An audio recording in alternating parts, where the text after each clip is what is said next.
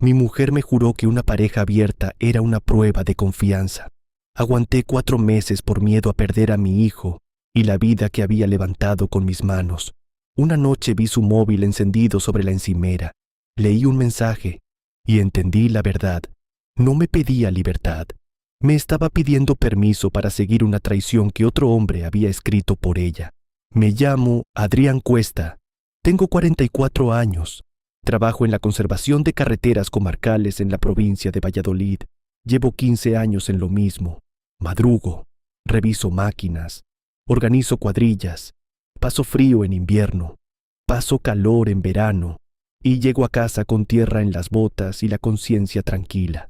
Nunca he sido un hombre difícil de entender. Me levanto antes del amanecer, hago mi trabajo, cumplo mi palabra, vuelvo a casa. Eso era todo, o eso creía. Eva y yo llevábamos casi 10 años de matrimonio. Vivíamos en una casa adosada en Laguna de Duero. No era una casa de revista, pero era nuestra. La reformamos poco a poco.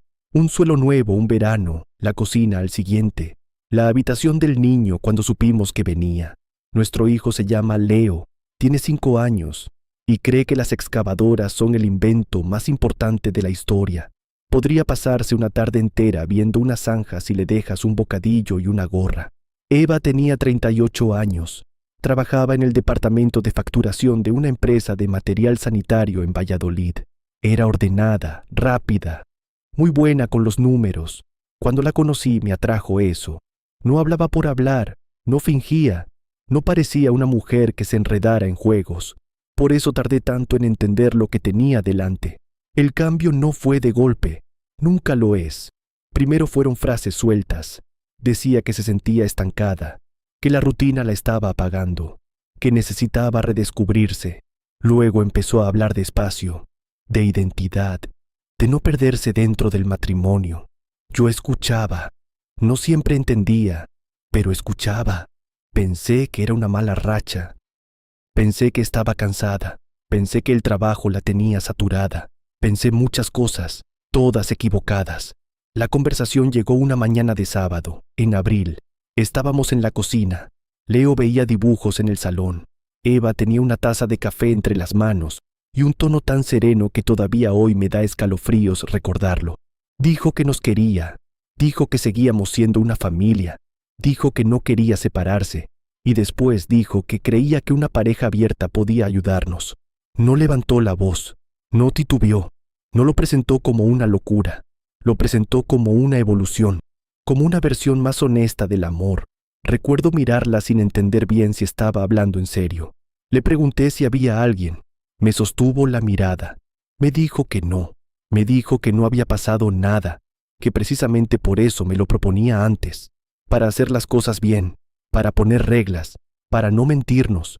Fue tan limpia en sus palabras que durante unos segundos hasta yo quise creerla. No dije que sí ese mismo día. Quiero dejar eso claro. Hablamos durante casi 3 semanas. Bueno, ella hablaba. Yo intentaba alcanzar algo que se me escurría entre las manos. Me repetía que no había secretos, que la base iba a ser la sinceridad, que nadie importante entraría en nuestra vida, que todo sería claro, que el vínculo principal seguiría siendo el nuestro. Yo tendría las mismas libertades, eso decía, como si aquello fuera un contrato equilibrado, como si el problema fuera mi falta de modernidad, no mi dolor. Acepté, y todavía hoy me cuesta admitirlo. Acepté por miedo, no por convicción, no por deseo, no por apertura mental. Acepté porque vi el precipicio, y me asustó más perderla que humillarme. Ese fue mi error, no el mayor, pero sí el primero. Después vinieron 4 meses raros, meses podridos por debajo. Yo me repetía que podía manejarlo, que era cuestión de acostumbrarse, que si actuaba con calma todo seguiría en pie. Pero nada estaba en pie, solo no lo sabía. Eva salía más, se arreglaba más, sonreía menos en casa. A veces estaba presente solo de cuerpo, como si una parte de ella ya viviera en otro sitio. Yo intenté no vigilarla, intenté no convertirme en un hombre pequeño y desconfiado. Nunca he querido ser ese hombre. Pero la desconfianza no siempre nace de la inseguridad, a veces nace de la realidad. La noche en que todo cambió fue un martes de agosto. Leo se quedó dormido temprano. Habíamos pasado la tarde en un parque con chorros de agua y llegó rendido. Eva dijo que también estaba cansada. Me dijo que se iba pronto a la cama porque al día siguiente tenía una llamada temprano con un proveedor. Yo me quedé en el salón viendo un partido que ni siquiera me importaba mucho. Solo no quería subir todavía. Sobre las 11 me levanté para cerrar la puerta de la terraza y vi su móvil sobre la encimera. La pantalla se encendió justo cuando pasé. No tuve que desbloquear nada para ver el nombre. Raúl. Solo eso, Raúl. Y debajo una frase corta. Mañana no le digas nada todavía. Se me heló la nuca. No sabría explicarlo mejor. Cogí el móvil. No voy a fingir otra cosa. Lo cogí y lo abrí. Lo que encontré no era una aventura reciente, no era un desliz. No era una tontería nacida después de aquella conversación de abril. Era una relación larga, muy larga. Había mensajes de casi un año antes. Había planes, había noches, había hoteles. Había bromas privadas sobre cenas de trabajo que yo recordaba perfectamente. Sitios donde ella me había dicho que estuvo sola. Momentos que yo viví como algo normal y que en realidad habían sido otra cosa. Seguí bajando. Cada mensaje me abría una grieta nueva, hasta que encontré el que me partió la cara por dentro. Era de 3 semanas antes de la conversación sobre la pareja abierta. Raúl le escribía: dile que necesitas aire, dile que quieres una relación abierta. Así nadie podrá reprocharte nada después. Me quedé mirando esa frase mucho rato. No era una sugerencia perdida, no era una broma, era un guión escrito por él y pronunciado por ella en mi cocina, con café en la mano y nuestro hijo a pocos metros. Eso fue lo que más me cambió, la frialdad, la preparación. No me había pedido comprensión, no me había pedido ayuda, había venido con la mentira ya construida, y yo había firmado sin saberlo la coartada de su traición, pero todavía faltaba lo peor. Seguí leyendo, y empecé a ver algo que ya no era solo infidelidad. Eva le había contado a Raúl detalles de nuestra economía, no cosas vagas, no comentarios al aire. Hablaba de saldos, de ahorros, de lo que yo tenía en mi cuenta personal, de lo que había en la cuenta conjunta, de una pequeña indemnización que recibí cuando murió mi padre y vendimos una parcela de secano de la familia. Hasta de eso, lo escribía con una naturalidad repugnante, como quien hace la lista de la compra. Adrián tiene más o menos 40.000 euros en la suya. En la conjunta habrá unos 17. No mira mucho los movimientos. Leí esa frase 2 veces, luego una tercera, no porque no la entendiera, sino porque necesitaba asumir que la había escrito la mujer con la que dormía, la mujer que me decía que la honestidad era lo más importante. Me apoyé en la encimera, respiré hondo, miré hacia el pasillo. La casa estaba en silencio. Leo dormía. Eso fue lo único que me sostuvo. Si él hubiera estado despierto, si me hubiera hablado en ese momento, si Eva hubiera bajado y me hubiera visto, todo habría estallado allí mismo. Pero no bajó, y mi hijo dormía, así que dejé el móvil exactamente donde estaba, pantalla hacia abajo, y me fui al salón. No me senté enseguida. Di vueltas. 1 vez, 2, 3, hasta que la cabeza me hizo el clic que hace en el trabajo cuando hay un desprendimiento o una máquina falla y no puedes permitirte reaccionar como un loco. Tienes que pensar, tienes que asegurar la zona, tienes que decidir el orden. Eso hice. Me senté en la butaca junto a la ventana, cogí una libreta vieja del cajón y empecé a escribir. No insultos, no preguntas, no lamentos. Pasos, uno detrás de otro. ¿Qué guardar? ¿A quién llamar? ¿Qué no decir? ¿Qué no tocar aún? ¿Qué proteger primero? Cuando amaneció ya tenía claro 3 cosas. No iba a montar una escena delante de Leo, no iba a avisar a Eva antes de tiempo, y no iba a dar un solo paso sin consejo legal. A las 7 menos cuarto oí movimiento arriba. A las 7 Eva bajó vestida para trabajar. Se sirvió café. Me besó en la cabeza al pasar y me preguntó si había dormido mal. Le dije que me quedé viendo el partido hasta tarde. Me respondió con una media sonrisa, como cualquier mañana, como si no llevara un año viviendo en 2 vidas a la vez. Le preparé el desayuno a Leo. Le puse sus zapatillas. Le busqué el dinosaurio pequeño que quería llevar a la guardería. Y cuando Eva lo metió en el coche para llevarlo, yo ya tenía el teléfono en la mano. Llamé a Ismael Gálvez. Ismael es mi mejor amigo desde los 20 años. No es un hombre blando. No adorna las cosas. Si cree que te equivocas, te lo dice. Si cree que te estás engañando también. Eso lo vuelve útil en momentos como ese. Me respondió a la segunda llamada. Le dije que necesitaba verle. Me preguntó si era grave. Le dije que sí. Muy grave. Fui a su nave.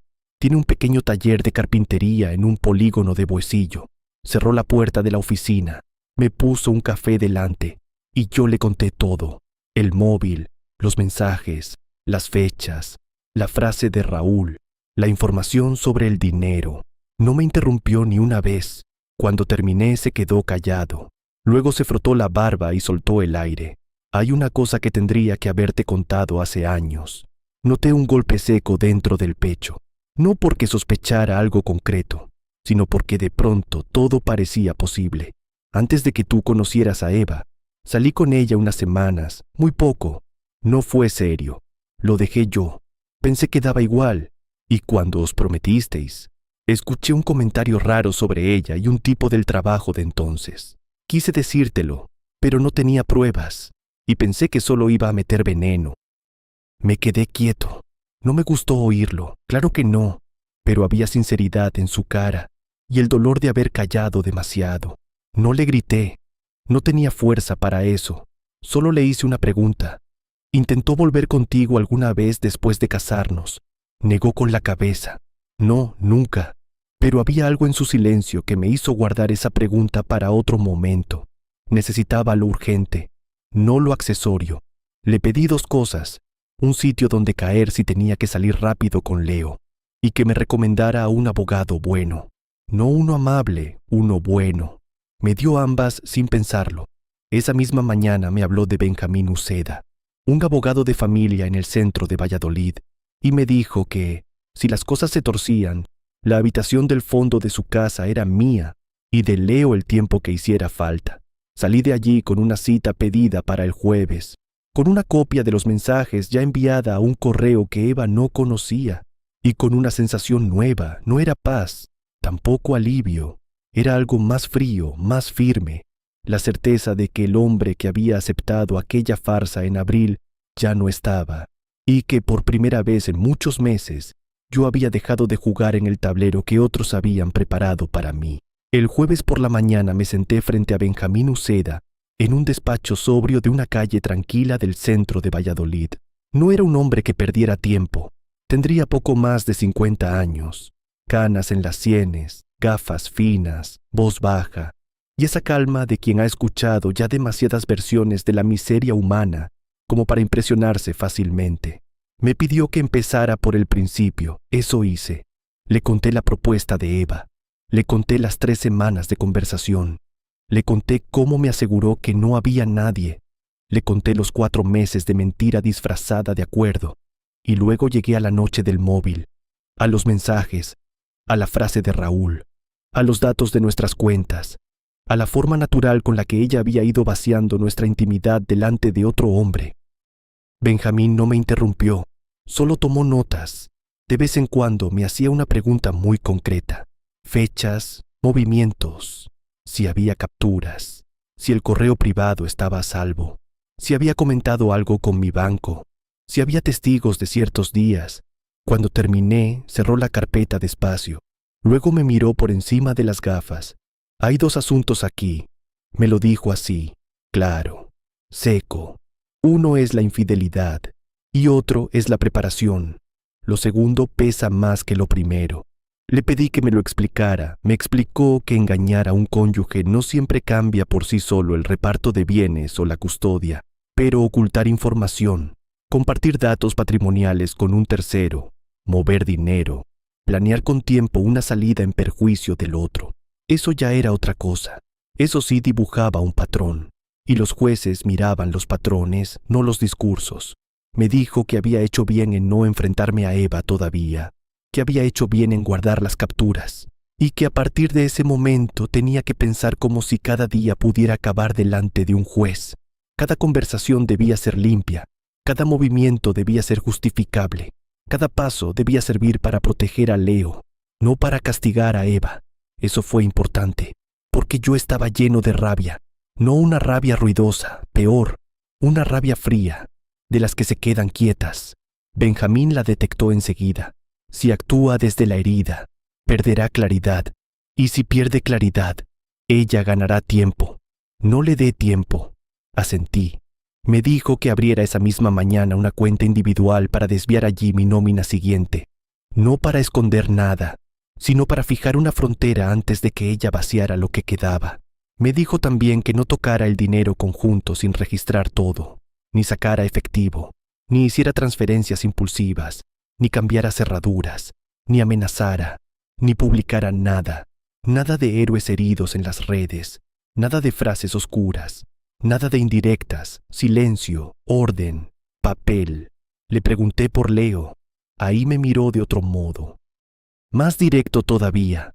Me dijo que el interés del niño iba primero, siempre, y que yo debía empezar a documentar mi rutina real con él. Quién lo llevaba, quién lo recogía, quién estaba presente en sus citas, qué estabilidad tenía conmigo. No para inventar nada, solo para que nadie pudiera reescribir luego la historia.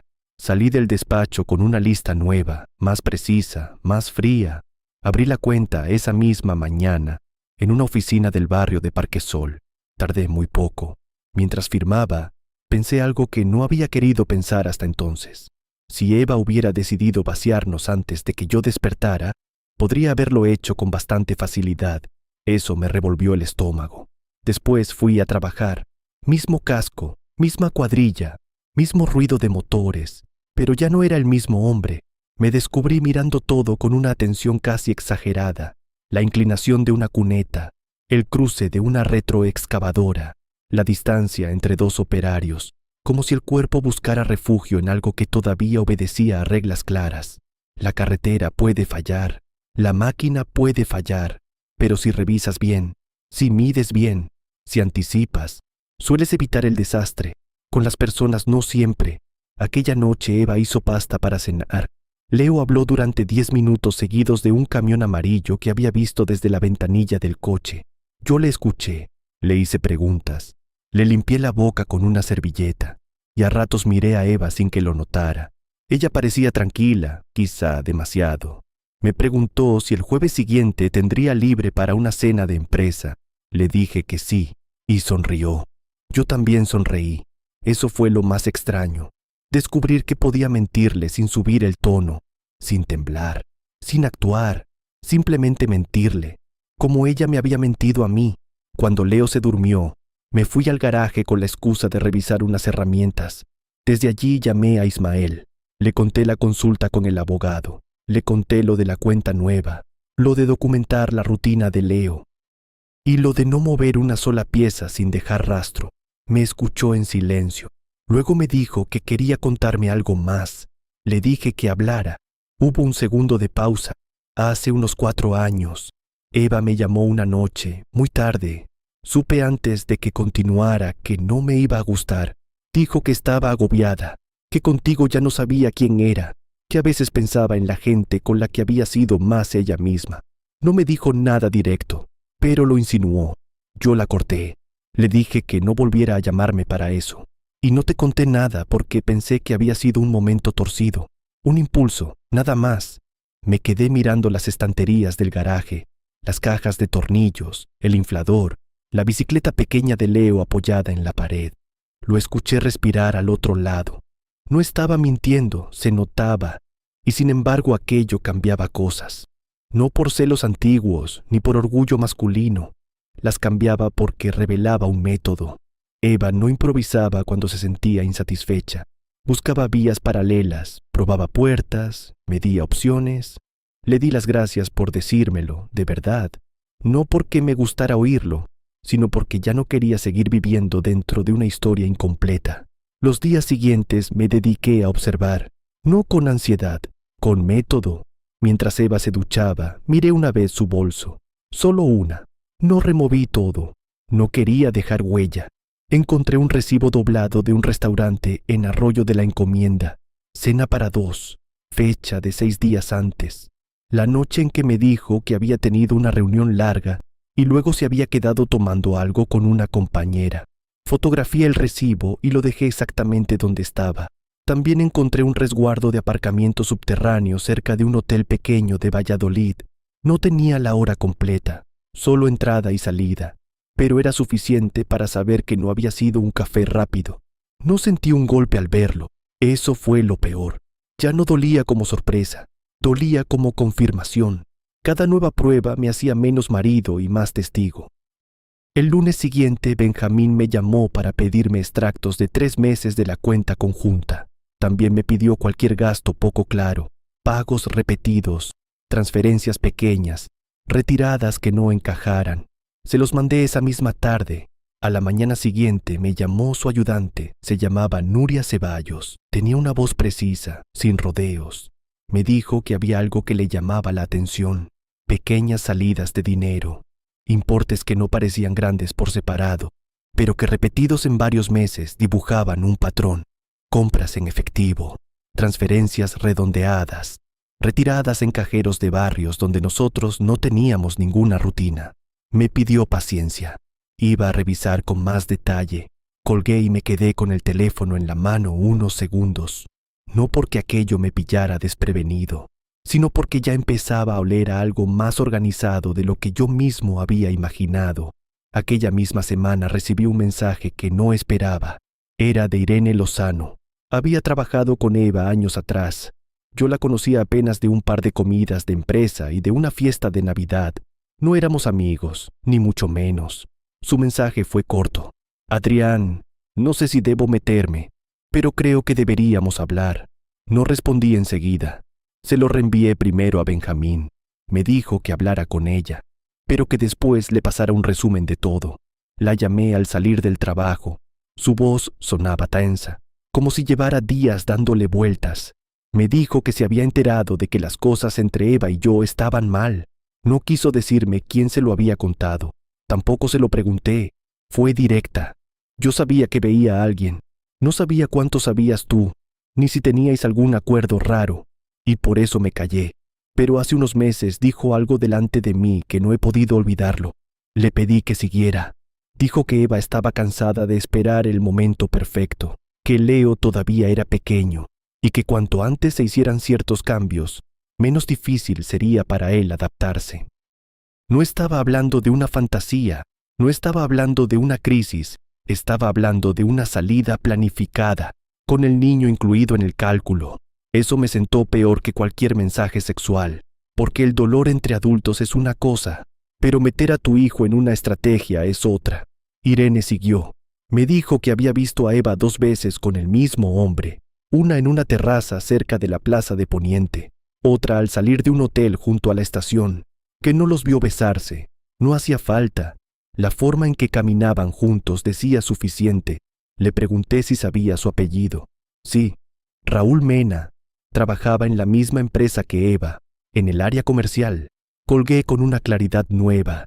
Ya tenía nombre completo. Ya tenía posible testigo externo. Ya tenía una frase concreta sobre Leo. Le pasé todo a Benjamín esa misma noche. Él me respondió con un mensaje muy corto. Bien, no se precipite. Eso me sostuvo, porque empezaba a ser difícil no precipitarse. Cada noche en aquella casa se parecía a la anterior. Eso también era perverso. Eva doblaba ropa. Le leía cuentos a Leo. Me preguntaba si faltaba detergente. Comentaba cosas del trabajo. Y yo pensaba en los mensajes, en los saldos, en la frase de Raúl, en la manera en que había intentado convertir nuestra humillación en una idea elegante. Un jueves por la tarde pasó algo que terminó de endurecerme. Llegué antes de lo normal porque suspendimos una faena por viento fuerte. Entré sin hacer ruido. Escuché la voz de Eva en la cocina. No sabía que yo estaba allí. No hablaba alto, pero sí con esa confianza relajada de quien cree que nadie la oye. Decía, no, todavía no. Si lo hago ahora se pondrá en guardia. Hay que esperar un poco más. Me quedé quieto en el pasillo. No oí la voz del otro lado, pero no hacía falta.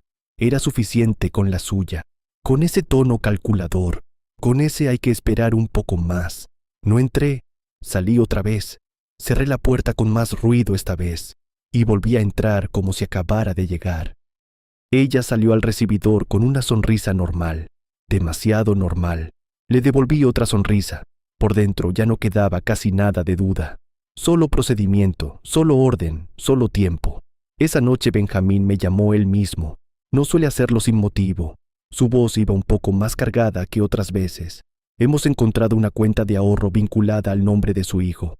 No dije nada durante un segundo. Pensé que había entendido mal. Me explicó despacio. No estaba a nombre pleno de Leo, porque un menor no puede manejarla así. Era una cuenta de ahorro infantil, con Eva como única autorizada, abierta hacía más de un año, con ingresos periódicos, cantidades pequeñas y medias, lo bastante discretas para no saltar a primera vista, lo bastante constantes para formar una suma seria. Sentí que el aire cambiaba de densidad alrededor. Le pregunté cuánto había. Todavía no tenía la cifra exacta, pero bastante. Y lo más importante no era el total, era el uso del nombre de mi hijo para esconder movimientos previos a una separación que ya estaba pensada. Benjamín guardó silencio un momento antes de rematar. Adrián, a partir de ahora ya no hablamos solo de infidelidad ni de engaño moral. Hablamos de preparación económica. Y eso cambia mucho las cosas. Colgué y me senté en la oscuridad del salón. Escuché el agua de la ducha arriba, luego el armario, luego pasos suaves por el pasillo. Eva preparándose para dormir en la misma casa donde acababa de descubrir que había usado el nombre de nuestro hijo como tapadera. Miré la puerta del cuarto de Leo, cerrada, pequeña, con un adhesivo de excavadora pegado de lado. Y en ese momento entendí algo con una claridad que no me dejaría ya nunca. Yo todavía estaba intentando salvar la verdad. Ella llevaba mucho tiempo preparando la salida, y lo había hecho con una frialdad que ya no me permitía ninguna duda. La guerra de verdad acababa de empezar. No dormí casi nada aquella noche, no por miedo. Eso ya había pasado, tampoco por rabia. La rabia se me estaba volviendo otra cosa, algo más útil, más parecido a una herramienta que a una herida. Dormí poco porque cada vez que cerraba los ojos veía el nombre de Leo sobre aquella cuenta. Veía su mochila azul en la entrada, sus zapatos pequeños al lado de los míos, y después veía a Eva usando su nombre como si fuera una funda limpia para esconder dinero sucio. A la mañana siguiente llevé a Leo a la guardería. Lo hice yo. Le puse el abrigo, le ajusté la cremallera y me agaché para escuchar por quinta vez que aquella tarde quería enseñarme un dibujo de un puente muy grande con un camión encima. Le dije que estaría allí. Lo dije con una convicción que no me salía de ningún sitio lógico. Solo sabía que, pasara lo que pasara, yo iba a testar. Después me fui directo al despacho de Benjamín. Nuria también estaba allí. Tenían ya parte de la información ordenada. La cuenta infantil existía desde hacía 14 meses. Los ingresos no habían salido siempre del mismo lugar. Unas veces del efectivo que Eva retiraba de la cuenta conjunta. Otras veces de pequeñas transferencias que pasaban por una cuenta intermedia de una cooperativa de crédito. Pero el patrón estaba claro. Había constancia, había continuidad y sobre todo había intención. Benjamín me lo explicó sin adornos. Si esto llega delante de un juez, no parecerá una madre previsora. Parecerá una persona preparando recursos al margen del matrimonio y utilizando el nombre del menor como cobertura emocional. Le pregunté si eso bastaba. Negó con la cabeza. No bastaba para todo, pero sí cambiaba el terreno. Me dijo que ya no le gustaba esperar mucho más, que el riesgo principal no era sentimental, era operativo. Si Eva intuía algo, podía mover dinero, podía borrar conversaciones, podía intentar fijar una narrativa donde yo pareciera un hombre inestable y agresivo, que reaccionaba mal a una decisión moderna que no supo aceptar. La frase me dio asco, pero entendí exactamente a qué se refería. Eso era lo que ella había intentado construir desde abril, una historia donde yo fuera el hombre cerrado, ella la mujer valiente que pedía sinceridad, Raúl el detalle silencioso que no debía aparecer. Benjamín me pidió dos cosas. Primero, que hiciera copia de todos los documentos de Leo que hubiera en casa, tarjeta sanitaria, papeles de la guardería, calendario de vacunas. Segundo, que durante unos días más mantuviera la normalidad absoluta. sin reproches, sin ironías, sin cambios bruscos. Yo debía parecer el mismo. La diferencia era que ahora ya no estaba dormido. Aquella tarde, cuando llegué a casa, Eva estaba en la cocina cortando calabacín. Leo pintaba en la mesa. La escena era tan doméstica que me resultó casi ofensiva, como si la casa se empeñara en seguir representando una obra vieja, aunque los actores ya supieran que el decorado estaba ardiendo. Leo me enseñó el dibujo del puente. Era una línea torcida con 4 manchas azules y un camión rojo enorme en medio. Le dije que era perfecto, y no mentí. Luego me senté a su lado. Le ayudé a colorear una señal de obra, y mientras lo hacía, miré a Eva de reojo. Ella me sonrió con naturalidad. Esa naturalidad empezaba a parecerme un talento oscuro. Cuando Leo se durmió, le dije que tenía que pasarme por la nave a revisar una pieza de una extendedora. No me preguntó mucho. Últimamente me preguntaba poco. Eso también era nuevo. Fui a casa de Ismael. Me abrió en chándal, sin dar rodeos. Ya me imaginaba que ibas a venir. Nos sentamos en su cocina. Le conté lo de la cuenta de Leo. Se quedó quieto unos segundos. Después soltó una palabrota y me miró con una mezcla de rabia y pena. Eso ya es otro nivel, ¿sí? Le pedí que a partir de ese momento estuviera disponible por si yo tenía que salir de casa con mi hijo sin demasiado margen. Me dijo que su cuarto de invitados ya estaba preparado. Me pareció exagerado, hasta que me enseñó que había sacado una cama pequeña plegable del trastero y la había montado al lado. Por si Leo venía contigo. No supe qué decir. Le di las gracias. Y por primera vez en muchos días sentí algo parecido a apoyo de verdad. No frases, no consejos, apoyo. Al volver a casa encontré a Eva en el sofá con el móvil en la mano. Tenía esa expresión ausente de quien está hablando con alguien a quien no necesita explicar demasiado. Cuando me vio, bloqueó la pantalla y me preguntó si estaba todo bien. Le dije que sí, que era una tontería de mantenimiento. Se acercó, me dio un beso breve, normal, casi automático, y en ese instante comprendí algo que me ordenó todavía más por dentro.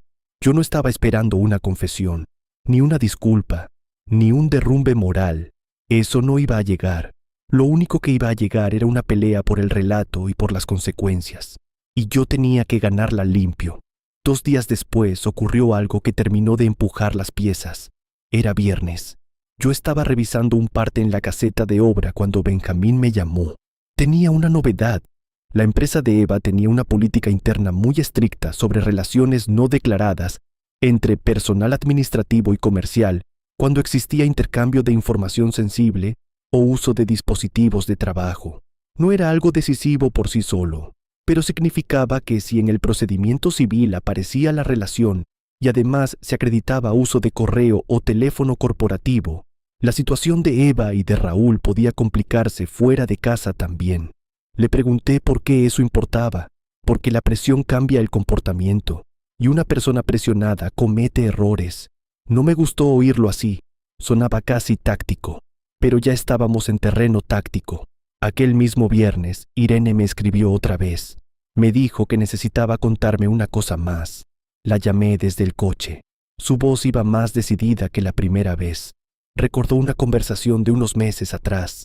Eva había dicho en tono medio burlón que a mí se me podía llevar con calma, que si ella ponía las cosas como un proceso de crecimiento y confianza, yo terminaría aceptando para no perder la familia. No supe responder enseguida, no porque me sorprendiera, sino porque dolía de una manera muy precisa. No era solo que me hubiera mentido, era que había calculado qué botón tocar para doblegarme. Había usado mi amor por mi hijo y mi miedo a romper la casa como parte de su estrategia. Le agradecí a Irene que me lo contara. Le pregunté si estaría dispuesta a decirlo si hiciera falta. Hubo un silencio corto. Después dijo que sí, pero también dijo algo más. Adrián, ten cuidado. Eva no se siente culpable cuando cree que tiene razón. Y cuando una persona así se ve atrapada, no se frena, busca otra salida. Ese aviso se me quedó pegado todo el fin de semana. El sábado llevé a Leo a un parque con bicis pequeñas y un circuito de educación vial para niños. Él se reía cada vez que pasaba por una rotonda pintada y fingía poner intermitentes con la mano. Yo sonreía, le hacía fotos, le compré un zumo. Y por dentro no dejaba de pensar en la frase de Irene: busca otra salida. Por la noche, ya en casa, vi una escena mínima que a otro hombre quizá le habría pasado desapercibida. Eva recibió un mensaje mientras recogía la mesa. No abrió la conversación delante de mí, pero sonrió. No una sonrisa grande, peor, una sonrisa íntima, breve, de alguien que siente alivio al recibir algo esperado. Después dejó el móvil boca abajo. Hizo exactamente lo mismo que yo había hecho aquella noche en la encimera, y sentí una claridad casi brutal.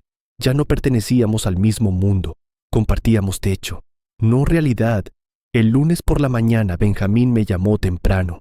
Había decidido que presentáramos la demanda de divorcio y una solicitud de medidas provisionales sobre Leo esa misma semana. No quería darle más margen a Eva, ni tiempo para borrar, ni tiempo para mover, ni tiempo para inventar. Acepté al instante. Ese mismo día reuní todos los documentos de mi hijo. Los fui sacando de distintos cajones sin alterar demasiado nada. Cartilla sanitaria, informes del pediatra, justificantes de la guardería, copias del calendario escolar. También preparé una bolsa discreta con ropa de Leo, 2 pijamas, 3 mudas, su perro de peluche y un camión amarillo pequeño que siempre metía bajo la almohada. La dejé escondida en el maletero del coche. No me gustó hacerlo. Me hacía sentir como si me preparara para una evacuación. Y en cierto modo era exactamente eso. A mitad de esa semana, mientras esperaba a que me atendieran en una estación de servicio, pensé en la gente que me estaba escuchando al otro lado de esta historia. Y quiero decir algo con respeto. Si este relato te está llegando, si entiendes lo que significa descubrir una mentira así, te invito a suscribirte al canal y a dejar un me gusta.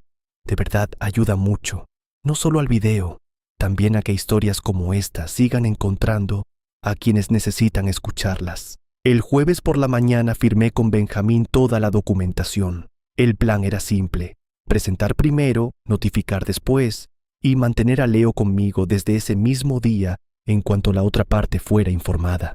A las 11:30 salí del despacho y me fui a trabajar como si nada. A las 12 y poco recibí un mensaje corto del procurador. Notificación realizada. Me quedé mirando la pantalla. Nada más. 2 palabras. Y sin embargo sentí como si una puerta enorme acabara de cerrarse detrás de mí. No había vuelta atrás. Eva me llamó 3 veces en menos de 1 hora. No respondí. Luego mandó un mensaje: tenemos que hablar ya. Tampoco contesté. Benjamín me había dejado claro que cualquier conversación importante debía darse con extrema cautela. A media tarde recogí a Leo en la guardería, lo subí al coche, le puse su canción favorita y conduje directo a casa. Sabía que ella estaría allí. Lo supe incluso antes de abrir la puerta. La encontré en el salón, de pie, con la demanda en la mano. La cara no era exactamente de tristeza. Era de incredulidad, como si no entendiera que el hombre al que había llevado meses manejando hubiera decidido salirse del guión. Leo salió corriendo hacia su cuarto con una naturalidad tan inocente que casi me partió. Esperé a que desapareciera por el pasillo. Entonces Eva habló. Has pedido medidas sobre Leo. No era una pregunta, era una acusación. He pedido lo que corresponde para proteger su estabilidad. Mi voz salió mucho más serena de lo que yo esperaba. Ella dio un paso hacia mí. Podrías haber hablado conmigo antes de hacer esto. La miré unos segundos. Te he estado escuchando durante meses y hace semanas que conozco la verdad, no la parte bonita, la verdad. Vi cómo algo cambiaba en su expresión. No tardó mucho en entender que yo sabía bastante. No todo, pero bastante. Se cruzó de brazos. No sabes tanto como crees. Le respondí sin subir la voz. Sé lo suficiente. Sé cuándo empezaron los mensajes con Raúl. Sé quién escribió la idea de la pareja abierta. Sé lo que le contaste de nuestras cuentas. Y sé de la cuenta de ahorro a nombre de Leo que abriste sin decirme nada. Eso la golpeó. No por culpa, por cálculo. Lo vi claro. Su cabeza estaba recolocando piezas, midiendo daños, buscando rutas de escape. Esa cuenta es para su futuro. La abrí por él. La frase me produjo un cansancio inmenso. La abriste cuando empezó tu relación con Raúl, con dinero sacado por detrás y usando el nombre de nuestro hijo. No conviertas eso en amor. Hubo un silencio denso. Desde el cuarto llegó la voz de Leo imitando el ruido de un camión. Nos recordó dónde estábamos. Eva bajó el tono de inmediato. No tienes derecho a apartármelo. Nadie está apartándote de tu hijo.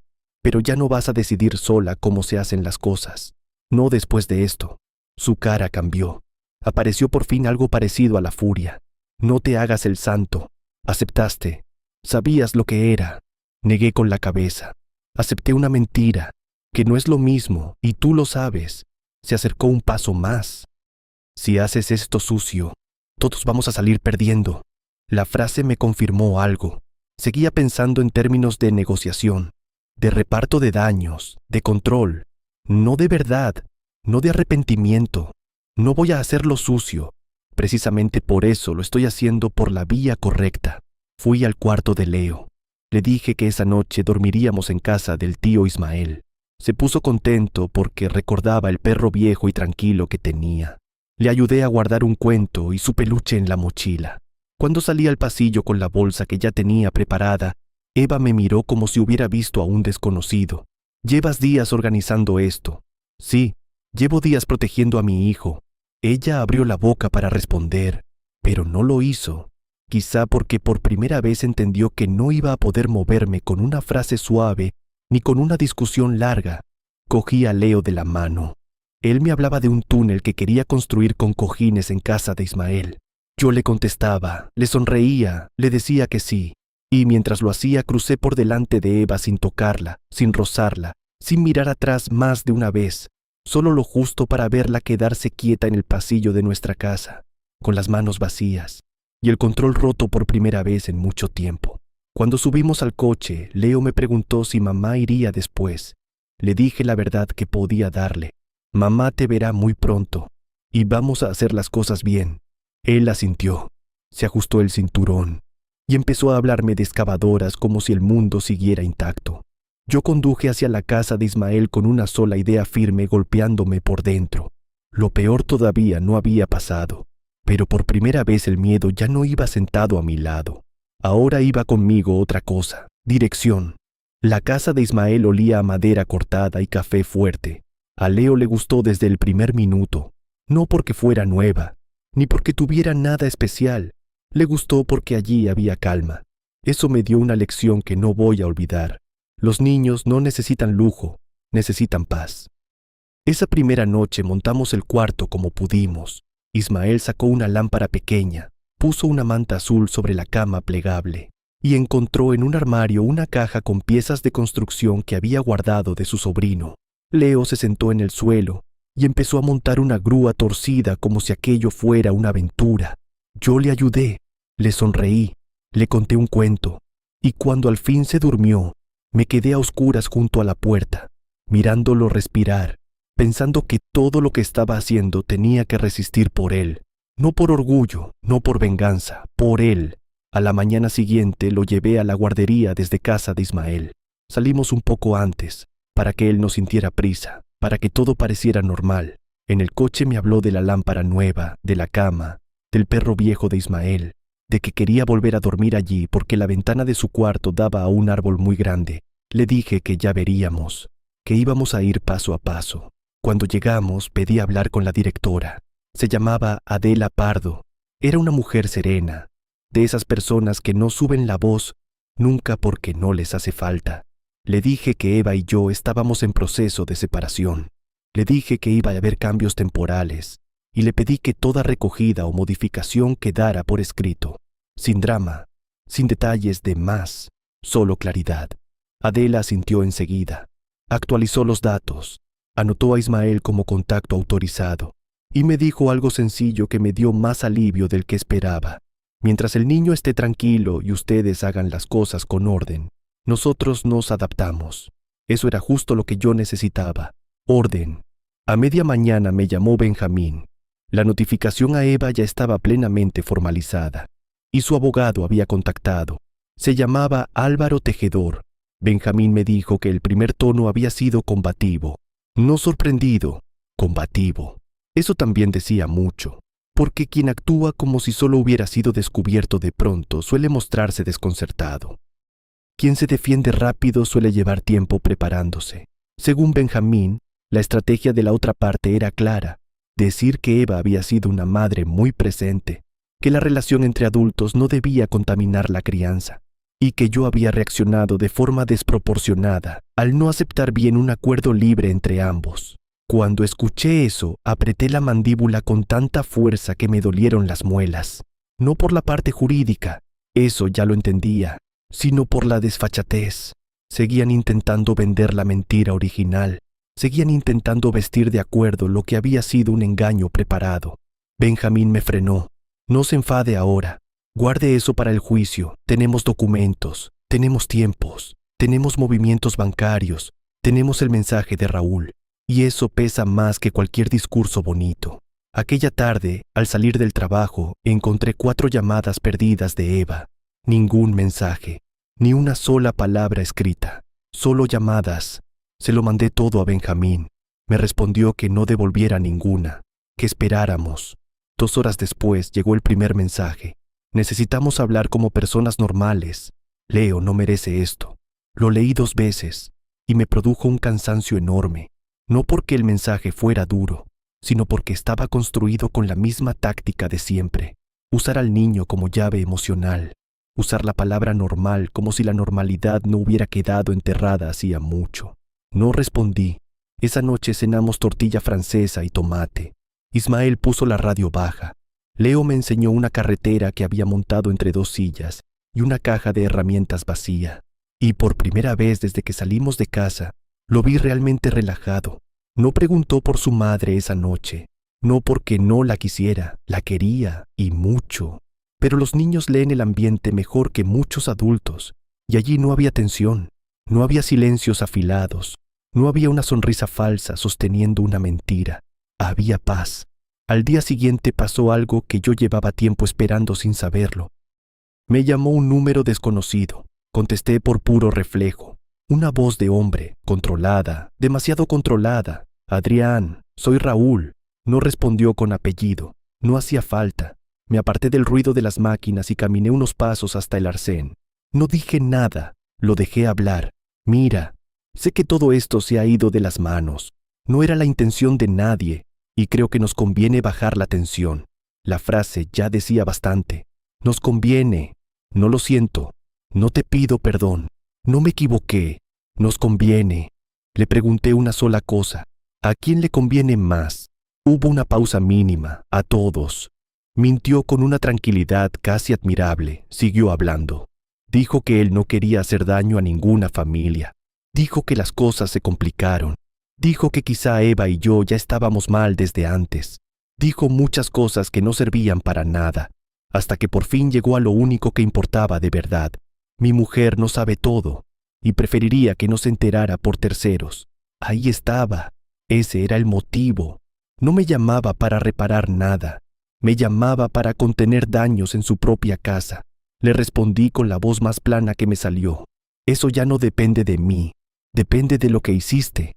Intentó seguir. Dijo que podíamos hablar como adultos. Me reí sin sonido. Hablar como adultos habría sido no diseñar una farsa alrededor de mi matrimonio. Hablar como adultos habría sido no recibir información sobre mis cuentas mientras te acostabas con mi mujer. No alargué más. Le dije que su abogado y el mío ya sabían cómo encontrarse, y colgué. Me quedé mirando la pantalla unos segundos. No sentí furia, no sentí satisfacción.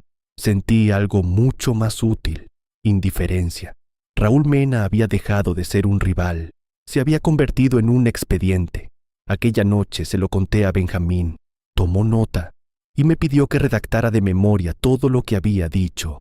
Hora, tono, frases literales. Lo hice antes de dormir. A la mañana siguiente ocurrió algo todavía más importante. Recibí una llamada de una mujer que no conocía. Se presentó con voz firme. Me llamo Teresa Mena. Soy la esposa de Raúl. Noté que me enderezaba entero dentro del asiento del coche. No por miedo, por respeto. Me pidió si podía hablar unos minutos. Le dije que sí. No lloró, no levantó la voz, no me insultó. Eso me impresionó más que cualquier otra reacción posible. Me dijo que su abogado había recibido cierta información relacionada con el procedimiento de divorcio que me enfrentaba a Eva. No me pidió detalles escabrosos, solo tiempos, fechas aproximadas. Cuándo descubrí los mensajes, cuándo empezó la propuesta de la pareja abierta, qué parte de todo aquello estaba documentada. Yo le respondí sin recrearme, sin adornar, sin intentar arrastrarla a mi dolor.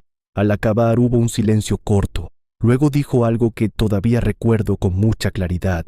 Tengo una hija pequeña y necesitaba saber si llevaba meses viviendo con un desconocido.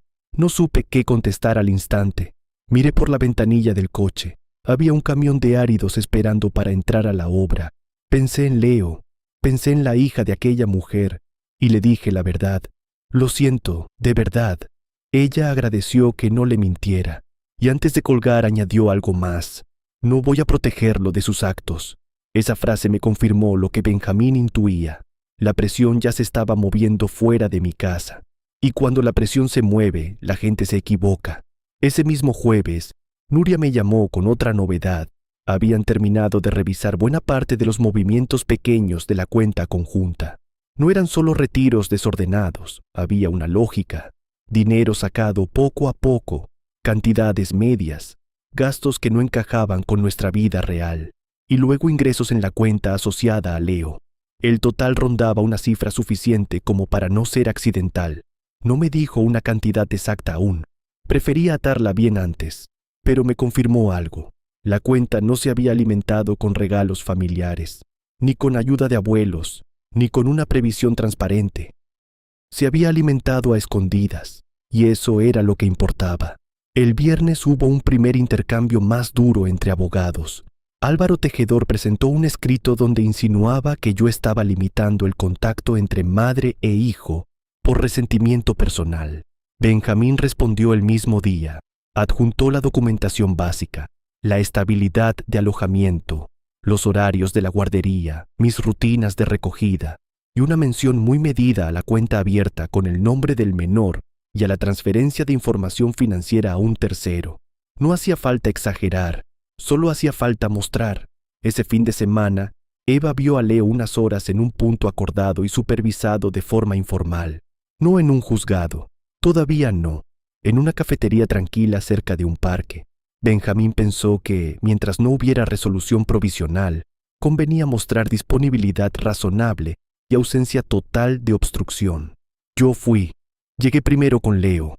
Le compré un colacao y una magdalena. Cuando Eva entró, mi hijo sonrió y corrió hacia ella. Ese momento me golpeó más de lo que esperaba, porque por mucho daño que ella me hubiera hecho, él seguía viendo a su madre. Y tenía derecho. Se abrazaron. Ella le besó el pelo. Le preguntó por sus dibujos, por su cama en casa de Ismael, por el perro. Todo parecía normal desde fuera, pero yo observaba una cosa muy concreta. Eva apenas me miraba, no por vergüenza, por cálculo. Solo me dirigió frases funcionales. ¿A qué hora volveríamos? Si había llevado su chaqueta fina, si estaba comiendo bien. Cosas prácticas. Ninguna verdad, ninguna disculpa, ningún reconocimiento. Yo contesté con corrección. Nada más. A mitad del encuentro apareció un detalle pequeño que se me quedó grabado. Leo sacó de su mochila el camión amarillo, ese que duerme con él, y se lo enseñó a su madre con orgullo. Eva sonrió, pero la sonrisa se quebró un segundo. Muy poco, casi nada. Lo suficiente para que yo entendiera que por fin empezaba a mirar las consecuencias con forma humana. No cuentas, no estrategia, no discursos, consecuencias. Un niño pequeño con una mochila y un camión. Nada más. Al terminar, Leo quiso que su madre le acompañara hasta el coche. Ella lo hizo. Le ajustó la bufanda, le dio un beso, y cuando cerré la puerta, se quedó de pie en la acera con una expresión que ya no era soberbia. Era cansancio, un cansancio oscuro, como si el edificio entero que había levantado dentro de sí estuviera empezando a venirse abajo. El lunes siguiente se señaló la vista de medidas provisionales. No era el juicio final, pero sí un paso decisivo. Allí iba a discutirse dónde estaría Leo de forma principal mientras avanzaba el procedimiento. Benjamín me preparó con una frase muy simple. No actúe, no se defienda de más, no quiera gustar, solo diga la verdad corta. La verdad larga fatiga, la verdad corta entra. La noche anterior casi no cené. No por nervios de escenario. Nunca he tenido problema con mirar de frente. Era otra cosa. Sabía que al día siguiente una parte de mi vida se iba a escribir en papel oficial. Y eso siempre pesa. Ismael me sirvió un plato y se sentó enfrente. No intentó animarme con frases vacías. Solo dijo que por la mañana llevaría él a Leo a la guardería para que yo no tuviera que correr. Se lo agradecí. Antes de acostarme entré en el cuarto. Mi hijo dormía boca arriba, con una mano abierta sobre la almohada y el camión amarillo atrapado bajo el brazo. Me senté en la cama plegable a su lado. Pensé en todo lo que había pasado desde aquella noche de agosto en la cocina. El móvil, el mensaje, la cuenta, la salida de casa, la llamada de Raúl, la llamada de Teresa, y comprendí algo que me dejó extrañamente sereno. Yo ya no estaba luchando por recuperar mi matrimonio. Eso había terminado mucho antes de que yo lo admitiera. Estaba luchando por poner verdad donde otros habían puesto cálculo, y por darle a mi hijo un suelo firme bajo los pies. A la mañana siguiente me até las botas despacio, me afeité. Me puse una camisa sencilla y una chaqueta oscura. Nada teatral, nada fingido, y salí de casa con una idea firme, limpia, imposible de mover. Podían discutir mis palabras, podían adornar sus excusas, podían intentar convertir mi dolor en reacción, pero ya no podían borrar lo que habían hecho, y yo estaba listo para decírselo a quien hiciera falta. La vista fue un jueves gris, de esos días en los que el cielo parece una losa baja. Llegué temprano con Benjamín. No llevaba traje, llevaba una camisa limpia, una chaqueta oscura y las manos quietas. Por dentro no estaba tranquilo, pero sí estaba firme. Eso bastaba. Eva llegó pocos minutos después, venía con su abogado. No la miré mucho, solo lo justo para entender una cosa. Había perdido la seguridad brillante de semanas atrás. Seguía bien vestida, seguía erguida, seguía intentando sostener una imagen, pero ya no parecía una mujer en control. Parecía una mujer cansada de defender una mentira demasiado grande. Cuando entramos, el juzgado olía a papel y calefacción vieja. Ese olor extraño que tienen los sitios donde la gente va a pelear por lo que ama y por lo que teme perder. La jueza era una mujer sobria, atenta. No hablaba de más. Eso me gustó. No quería un teatro. Quería alguien que mirara los hechos. Primero habló la otra parte. Repitieron lo esperado. Que Eva había sido una madre presente. Que Leo necesitaba amplitud afectiva. Que el conflicto entre adultos no debía convertirse en un castigo indirecto para el niño. Y luego intentaron deslizar la idea de que yo había reaccionado mal, al no saber aceptar una nueva forma de relación. No me sorprendió. Era la misma mentira con ropa jurídica. Cuando le tocó a Benjamín, no hizo un discurso largo. Fue ordenado, limpio. Puso la cronología. Primero la relación oculta. Después el mensaje de Raúl proponiendo la pareja abierta como cobertura. Después el intercambio de información económica. Después la cuenta asociada al nombre de Leo. Después mi rutina estable con el niño. Recogidas, médico, guardería. No intentó destruir a Eva con adjetivos. No lo necesitaba. Los papeles hablaban solos. En un momento concreto leyó en voz alta la frase de Raúl, la que yo había visto en la cocina aquella noche. Hubo un silencio corto en la sala. No largo, pero suficiente. Ese tipo de silencios que dejan claro que una máscara acaba de caerse delante de todos. La jueza hizo 2 preguntas que todavía recuerdo. La primera fue para Eva. Quería saber por qué no informó a su marido de la existencia de la cuenta abierta con el nombre del menor. Eva respondió que era un ahorro para el futuro de su hijo. La jueza no levantó la voz, solo volvió a preguntar por qué no lo había informado. Y por qué los ingresos coincidían con retiradas parciales no explicadas de la economía familiar. Eva tardó más en contestar esta vez, no porque no tuviera palabras, porque por fin se le acababan las salidas. La segunda pregunta fue para mí. Quería saber si pretendía limitar la relación entre madre e hijo. Le respondí la verdad exacta. No, quiero proteger a mi hijo de la inestabilidad, no de su madre. Quiero que tenga vínculo con los dos. Pero no quiero que el precio de esa relación lo pague él con desorden y con mentiras. La jueza me sostuvo la mirada unos segundos. Asintió apenas. Eso fue todo. No hizo falta más. La resolución provisional llegó al cabo de unos días. Leo quedaría conmigo de forma principal hasta la evaluación completa. Eva tendría un régimen amplio y ordenado, con horarios claros, sin improvisaciones, sin cambios de última hora. Benjamín me llamó para decírmelo. Yo estaba junto a una moto niveladora en una carretera secundaria, con barro en las botas, el motor rugiendo detrás, y aún así entendí cada palabra como si me las hubieran dicho dentro del pecho. No celebré, no soy así, pero apoyé una mano en la valla metálica del arcén y cerré los ojos un segundo. Leo estaba a salvo. Era lo único que importaba. Los siguientes meses fueron lentos, pesados y muy precisos. Hubo evaluación familiar, entrevistas, informes, observación con el niño. Yo me limité a hacer lo mismo que ya hacía: llevarlo, recogerlo, darle de cenar, escuchar sus historias imposibles sobre túneles gigantes y grúas que hablaban. Estar. Eso fue todo. Y a veces lo más difícil de una batalla no es atacar, es sostener lo sencillo sin caer en la provocación. Eva tuvo momentos extraños durante ese tiempo. A veces parecía querer pelear hasta el final. Otras veces hablaba con una fatiga que ya no sonaba a estrategia. Una tarde me llamó para decirme que Leo tenía derecho a ver a su madre sin tensión. Le respondí que sí, que por eso mismo era mejor seguir las pautas y dejar de improvisar. Hubo un silencio, y después me dijo algo que no esperaba. Raúl me prometió que todo sería más fácil.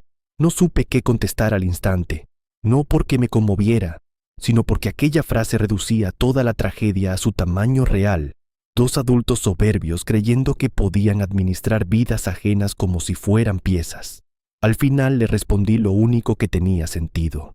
Ya no importa lo que te prometió, importa lo que hiciste. No volvimos a hablar de él, pero el nombre de Raúl siguió moviéndose por debajo de todo. Su esposa siguió adelante con lo suyo.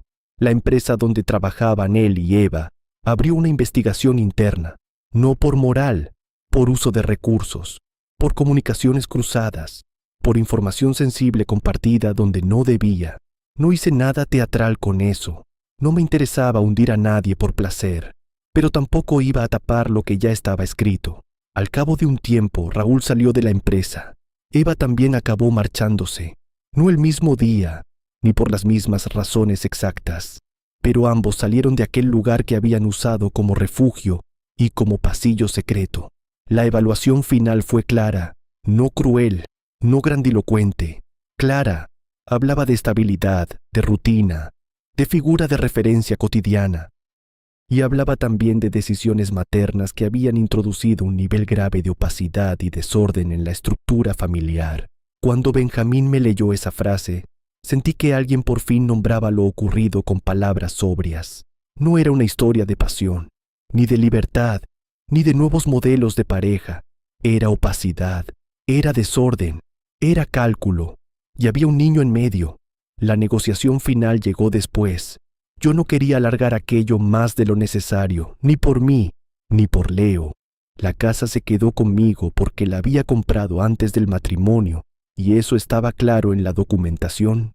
La cuenta escondida pasó a control supervisado y vinculada al futuro de mi hijo sin manejo libre por parte de ninguno de los dos a capricho. El reparto económico se ajustó para reflejar lo que se había desviado, y el régimen con Leo quedó escrito con una precisión casi quirúrgica.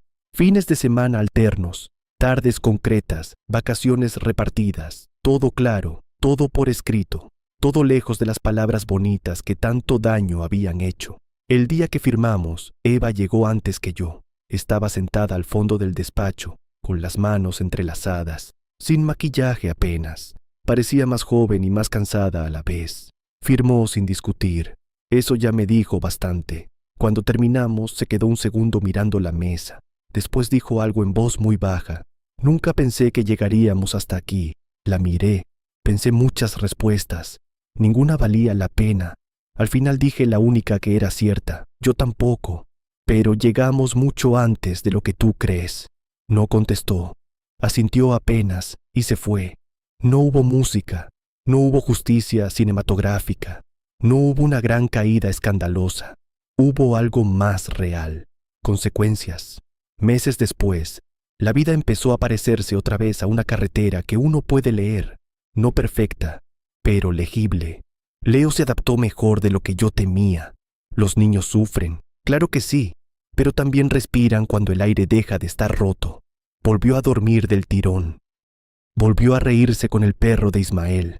Volvió a pedirme que le contara historias de puentes gigantes y máquinas imposibles. Empezó a corregirme cuando yo decía mal el nombre de una excavadora. Y una tarde, mientras merendábamos en la cocina de casa, me soltó muy serio que cuando fuera mayor iba a construir una carretera tan buena que nadie se perdería nunca. Tuve que girar la cara un momento, porque hay frases de un hijo que te sostienen más que cualquier sentencia. Eva cumplió con el tiempo, no siempre con facilidad, pero lo cumplió. A veces la veía más apagada, más humilde quizá. No lo sé, no me correspondía ya descifrarla. Hubo un domingo en que vino a devolver a Leo y se quedó un segundo de más en la puerta. Nuestro hijo corría por el pasillo con un casco de juguete y un camión nuevo entre las manos. Ella lo miró, luego me miró a mí y dijo algo simple: «Está bien contigo». No sonaba a derrota, sonaba a verdad. Le respondí sin dureza: «Necesita que esté bien con los dos». Y por primera vez en mucho tiempo vi en su cara algo que no era cálculo, era tristeza. No la consolé, tampoco la castigué, solo asentí. A veces la madurez no consiste en volver, consiste en no empeorar más lo roto. Ismael siguió a mi lado todo ese tiempo, como había estado desde el principio. Nunca me pidió explicaciones de más, nunca me vendió frases de calendario, solo aparecía cuando hacía falta, con una llave extra, con una cena caliente, con una tarde de parque para que yo pudiera ir a una reunión con el abogado sin arrastrar a Leo. Hay amistades que no hacen ruido, pero sostienen techos enteros. También seguí hablando alguna vez con Irene, al principio por cuestiones del proceso, luego por cosas normales. Una llamada breve, un café rápido, una conversación sobre el colegio, otra sobre un libro infantil que le había gustado a su sobrino y que luego acabó gustándole a Leo. No forcé nada, no tenía prisa. Después de vivir dentro de una mentira tan bien decorada, aprendí a respetar las cosas que llegan sin empujar. Una noche de otoño, bastante tiempo después de la firma, estaba sentado en el porche de casa mientras Leo dormía. Había silencio, ese silencio bueno, no el de los secretos, el de la paz. Miré la calle, las farolas, las hojas moviéndose apenas, y pensé en algo que al principio me costaba admitir. Lo que me destruyó no fue descubrir que mi mujer quería a otro hombre. Fue descubrir que me había estudiado para manipularme mejor, que había usado mis miedos más limpios, mi familia, mi hijo, mi deseo de conservar la casa en pie. Y sin embargo, al final, no fue su cálculo lo que ganó. Ganó lo más simple, la verdad guardada a tiempo, el orden, la paciencia y el amor sin espectáculo por un niño pequeño que solo quería saber si su padre estaría cuando hiciera falta. Lo estuve, y lo sigo estando. Si algo aprendí de todo esto es muy sencillo. Una traición puede romper una casa, pero no tiene por qué romper al hombre que decide dejar de mentirse a sí mismo. Yo tardé en verlo, tardé demasiado, pero cuando lo vi, ya no me movió nadie, y eso me devolvió la vida. Si esta historia te dejó pensando y no sabes muy bien qué decir, a nuestro equipo le hará mucha ilusión leer incluso un simple gracias en los comentarios.